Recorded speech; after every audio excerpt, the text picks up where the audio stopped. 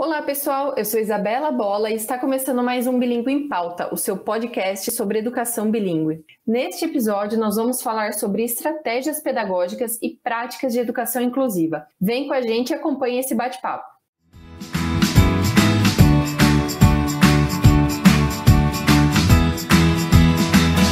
A estratégia pedagógica deve ser pensada e planejada para todo ano letivo, né? Mas que desafios as escolas e os educadores encontram quando falamos de educação inclusiva, pensando em alunos com necessidades específicas, né? Que práticas inclusivas eles podem adotar para potencializar o processo de ensino-aprendizagem? Então, este é o assunto central deste episódio e para falar um pouco mais sobre esse tema, nós contamos com a presença da Priscila Lucena, que é formada em Letras e Pedagogia, especialista em Metodologia do Ensino da Língua Inglesa, pós-graduada em Metodologia e Práticas Bi-Multilingüe e é coordenadora do Departamento Acadêmico da IU. Pri, seja muito bem-vinda e obrigada por ter aceitado o convite. Obrigada a você, Isa, pelo convite. A gente vai ter uma conversa bem gostosa aqui hoje, né? Um tema que nos é bem caro aos educadores, né? Com certeza, como sempre. Pri, como que educadores podem desenvolver estratégias pedagógicas inclusivas em contextos bilíngues dentro das escolas?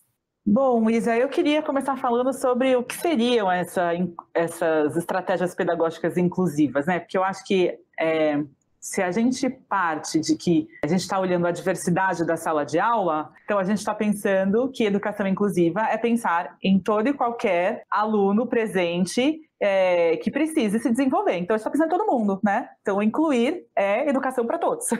E aí, a partir daí, pensando em estratégias em contextos bilíngues, sempre penso em questões práticas para ajudar, né? Então é importante a gente ter apoio visual, então, ou com foto, ou com figuras, e também pensando na qualidade dela, sabe? Não uma figura estereotipada, mas fotos que enriquecem o olhar do aluno, objetos, tudo isso acaba ajudando nessa construção aí, para que todo mundo consiga se comunicar, né? Às vezes a construir um cartaz que tenham palavras e estruturas chaves para as pessoas conseguirem participar, né? Tem em determinados momentos que o professor vai ter que aceitar, por exemplo, que o aluno desenhe ao invés de falar. Às vezes também dá oportunidade para o aluno escolher como ele quer dar a resposta. Então, será que todo mundo precisa necessariamente da mesma resposta? Será que os alunos em determinado momento não podem escolher como ele quer responder a uma proposta? Então, um pode desenhar, o outro pode escrever, um pode falar. E aí você tem um enriquecimento aí de linguagens, né?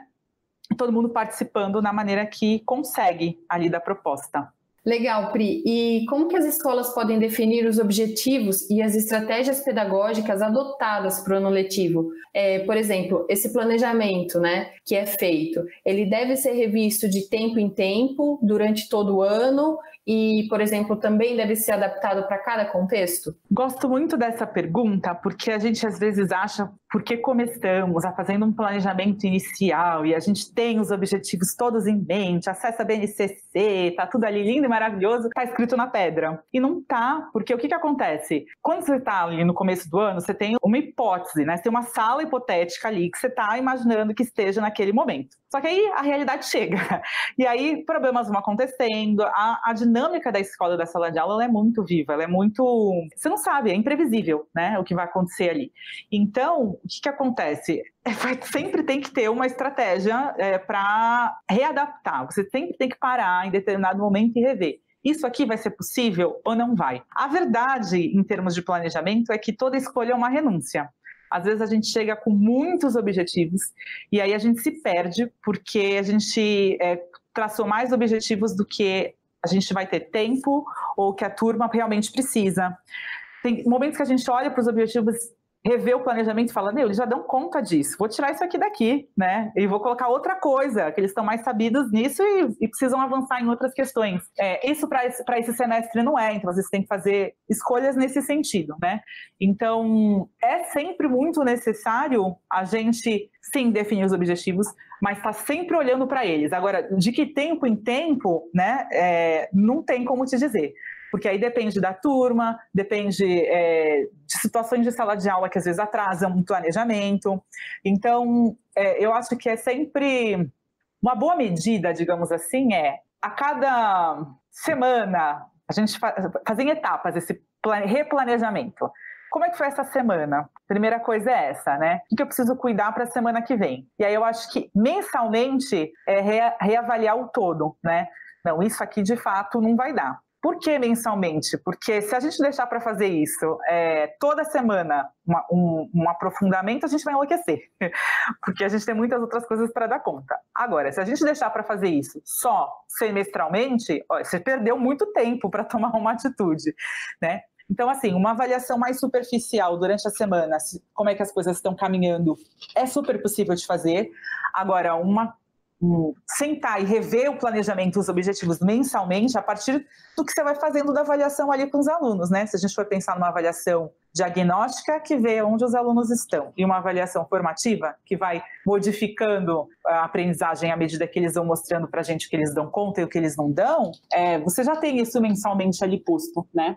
Perfeito, e isso é facilmente aplicado para todos os cenários, né? Até porque as coisas mudam, né? O que hoje está de uma forma, amanhã já não está, e é preciso olhar realmente para aquilo que foi traçado para ver se aquilo que você pensou inicialmente continua ainda fazendo sentido até, né? Eu vou dar um outro exemplo, um exemplo mais básico, né? Só para a gente ter isso mais lúcido para nós. Às vezes a gente faz lista de combinados com os alunos. A gente senta com eles, faz uma roda, e aí a gente pôs 3, 4 combinados. Aí chega no meio do bimestre, eles estão super dando conta de 2 combinados. Para que eu vou manter aquela lista com 4 combinados? Vocês já estão dando conta de 2, sabe assim? Esquece, passa para outro. Agora o desafio deles é outro. É rever o que eles não estão dando conta ou, né, focar só naquilo que eles estão dando. Estão dizendo assim pra gente, preciso de ajuda. Senão a gente fica patinando numa lista enorme, infindável de objetivos que não se cumprem. É melhor fazer bem feito do que você só fazer um proforma ali, sabe? Perfeito, Pri, é isso mesmo. E a educação inclusiva também está ligada, né, a alunos com necessidades específicas. Então, como que as escolas e os educadores podem ser preparados para acolher esses alunos e desenvolver um processo de ensino-aprendizagem com eficiência? Não dá para fazer isso sozinho, porque é preciso, aquele ditado africano lá, né? É preciso de uma aldeia para poder educar uma criança. Então, a gente precisa da ajuda da família, então você precisa conhecer melhor como essa no contexto familiar. A gente, algumas vezes, precisa da ajuda de um profissional de outra área, muitas vezes da saúde, mas não para se apegar num laudo e ficar ali atestando o que aquele aluno, rotulando aquele aluno, né? O que a gente precisa é saber onde ele vai precisar de ajuda e o que ele já dá conta de fazer. Às vezes a gente esquece disso, sabe? Então é para saber quais são as escolhas, onde eu vou conseguir, de fato, trabalhar com mais, ajudar na autonomia, trabalhar as especificidades daquela criança no todo. E aí a gente volta para a educação para todo mundo, que eu falei agora há pouco, né? Isso é para além de a criança ter uma necessidade específica de atendimento ou não, é para todo mundo, né? Mas não dá para fazer sozinho. Então, no caso de professores especialistas, quando a gente está falando de ensino de língua e tal, ele precisa conversar com outros professores para saber o que é específico de dificuldade em relação à aprendizagem da língua, o que é da criança ou do adolescente, enfim. Então, isso ele só vai conseguir fazer conversando com outros professores, conversando com o coordenador, e essa rede toda junta consegue traçar caminhos e novas propostas, replanejar e objetivos aí que atentam de fato às especificidades deste aluno, né, dessa criança ou adolescente. Exato, até porque, né, dentro de uma sala de aula existe uma diversidade aí grande, né?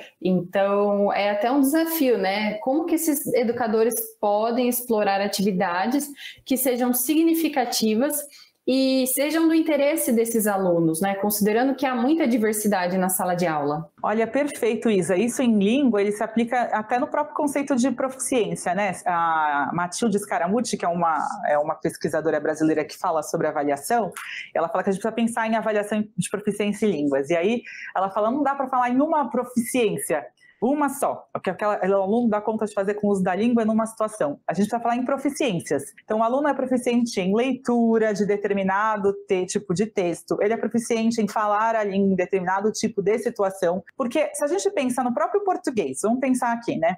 A gente consegue, sei lá, vou falar por mim, eu acho que eu até escrevo melhor do que eu falo, e aí tem gente que é ao contrário, eu falo muito melhor do que eu escrevo, me dou super bem. A gente não tem a mesma proficiência nem na língua, na primeira língua, na língua materna, nas mesmas habilidades, né? Então, é impossível isso.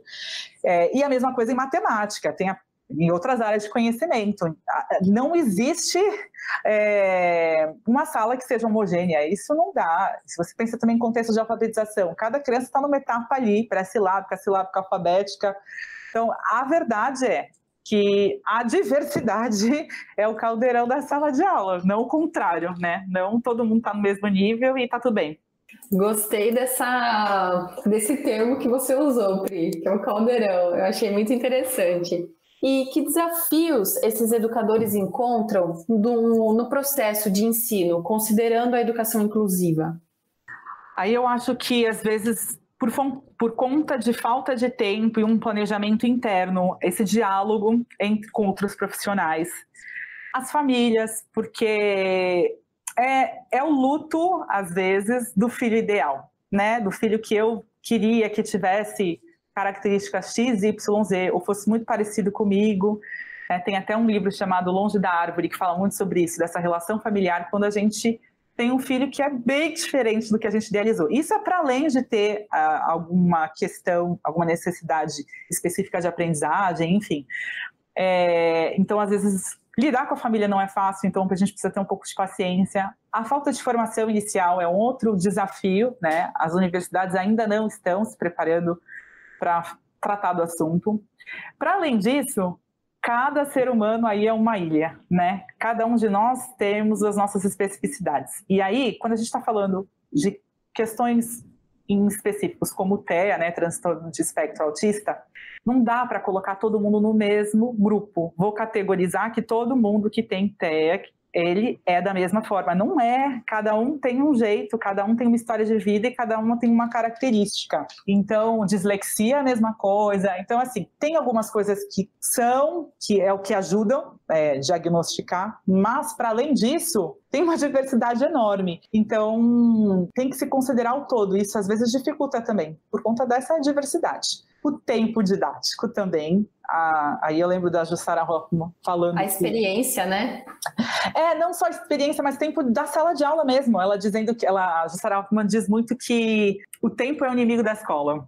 O tempo é inimigo da sala de aula. Porque você tem 30 alunos, 20 alunos numa sala de aula, você tem o conteúdo, você tem muita coisa para fazer, e aí você às vezes não consegue dar conta de tudo que você gostaria, como você gostaria, porque você não tem o tempo necessário daquilo, né? Porque tem o ano letivo, tem todas aquelas coisas para cumprir, né? Mas tem esse tempo de experiência mesmo, o quanto eu tenho de experiência de sala de aula, porque às vezes a gente tem que se solidarizar com esse professor que iniciou a carreira. Ele tem tanta coisa para dar conta, ele tem que dar conta do que da matéria, né, o que é do conteúdo, ele tem que dar conta da didática, ele tem que dar conta dessa dinâmica de sala de aula, e ele tem que dar conta de incluir todo mundo, ele tem que dar conta de entender a avaliação, de conversar com o aluno, de conversar com família, de conversar com coordenação. É muita coisa, né? E isso demanda um tempo aí mesmo de experiência, né? É que nem o médico. Né, que médico faz residência, né? De repente uma residência pedagógica para São Caminho, não sei, estou aqui já pensando alto com você. Realmente, esses professores podemos até chamá-los de guerreiros, né? Porque é tanta coisa que envolve ali o processo de ensino que eles precisam realmente estar muito preparados, né? Para poder dar conta de toda essa diversidade que existe, né? Na sala de aula. É isso. Como que a gente comentou aí alguns pontos, né? Os desafios, experiência do professor ajuda, o tempo, né? Também muitas vezes poderia ser um desafio, né? São vários pontos. E a gente falou também um pouquinho, você comentou brevemente de formação, né? Que é importante, né? Esse preparo do professor. Como que ele consegue lidar, né? Além de tudo isso, como que ele consegue lidar com esses diferentes tipos de aprendizagem, né? Dos alunos? Aí, para considerar os diferentes tipos de aprendizagem, a gente precisa considerar diferentes estratégias. Aí a gente volta na questão das estratégias, porque tem aluno que é mais visual, por exemplo.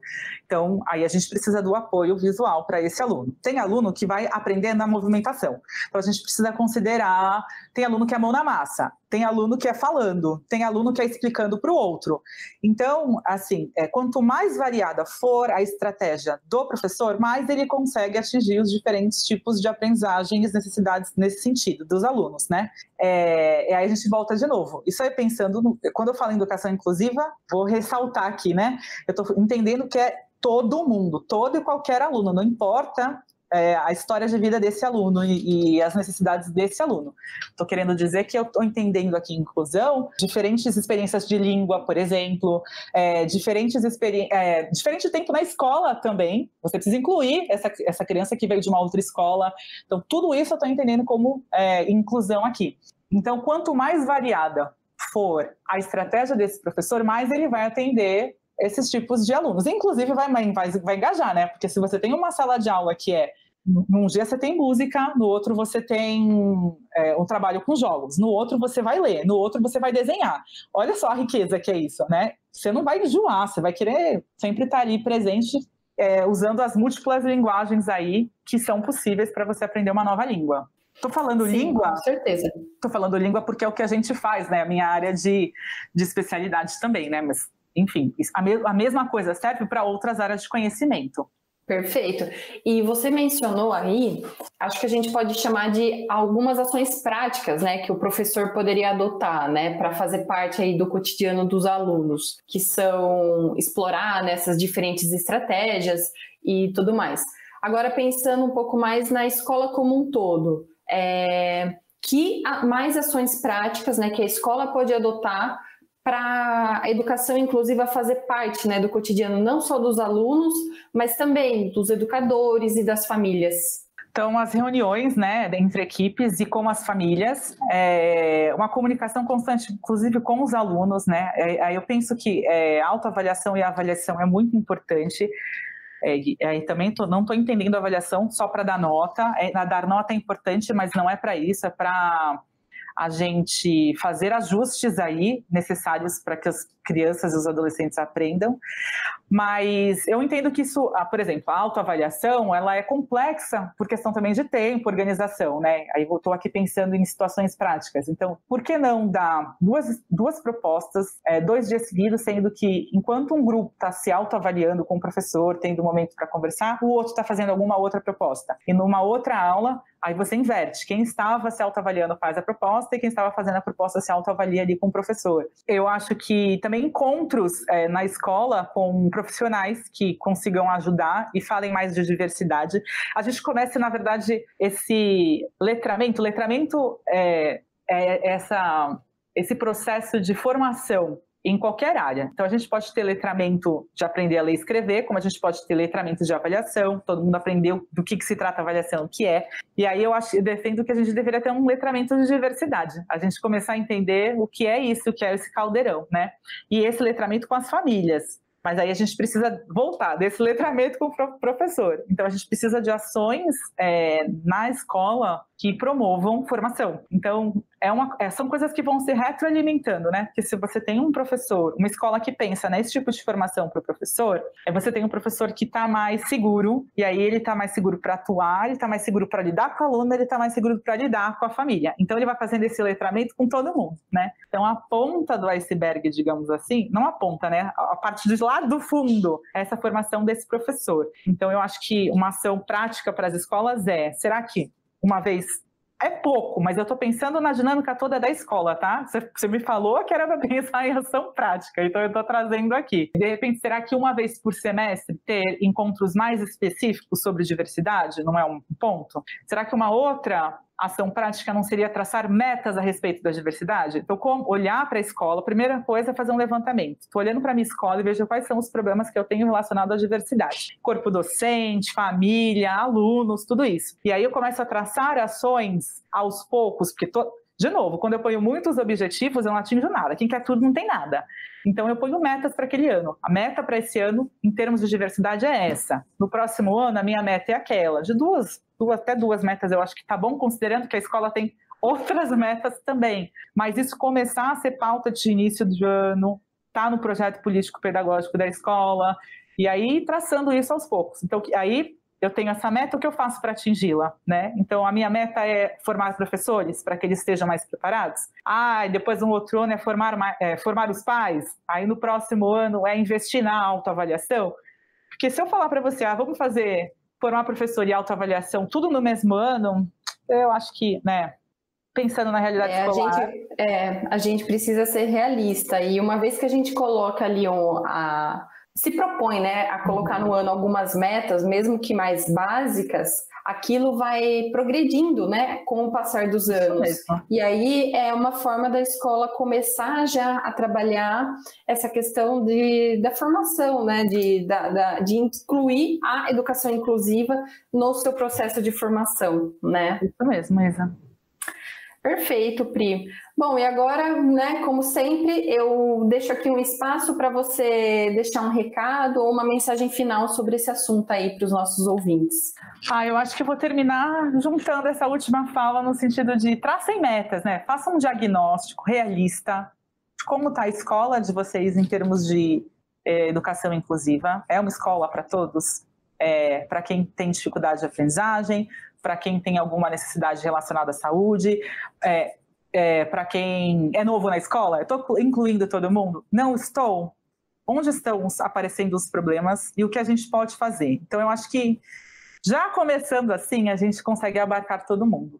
E pensar na educação inclusiva como essa fonte aí de caldeirão que eu falei agora há pouco, que enriquece as experiências, né?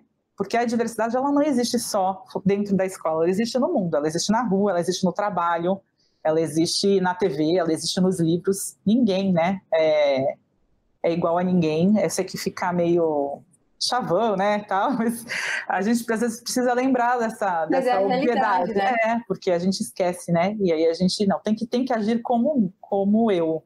Mas será? Nem eu sou a mesma que era. É verdade, a gente muda. Eu era um ano atrás, quem dirá, né?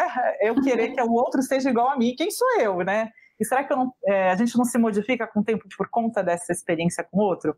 Já estou filosofando, é melhor a gente terminar por aqui. Pri, que delícia de bate-papo. Eu adorei, foi muito gostoso. Também gostei bastante. Obrigada pelo convite, Isa. Mais uma vez eu que agradeço, Pri, foi um prazer. E você, gostou? Acompanhe nossos próximos episódios do Bilíngue em Pauta e mergulhe nesse universo da educação junto com a gente. Cada episódio, um assunto novo e sempre com convidados que têm muita bagagem no setor. Até o próximo!